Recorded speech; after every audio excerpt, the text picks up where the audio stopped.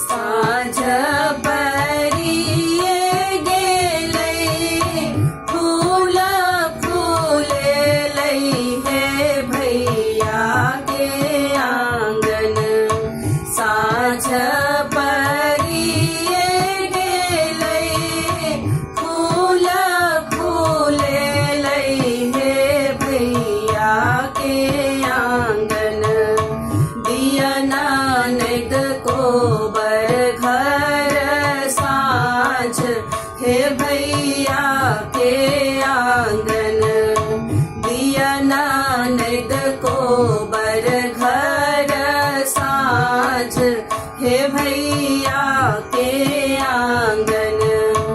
कथी केर दियरा हे भौजी कथी सूत बाती हे भैया के आंगन।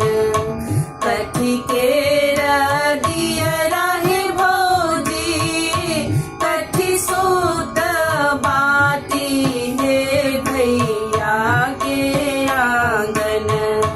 कथी केर तेल जरब हे भैया के आंगन।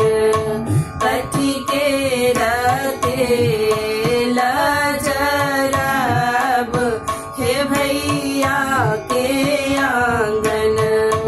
सोना के दियरा हे ननदी पाट सूत बाती हे भैया के आंगन।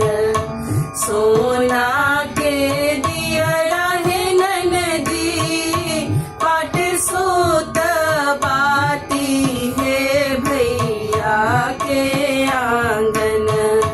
सरसों के तेल जरब हे भैया के आंगन।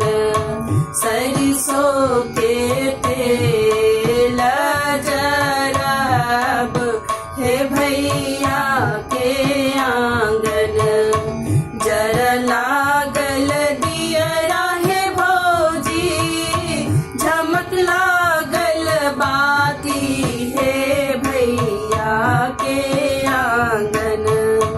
जर लागल दियरा हे भौजी झमक लागल बाती हे भैया के आंगन।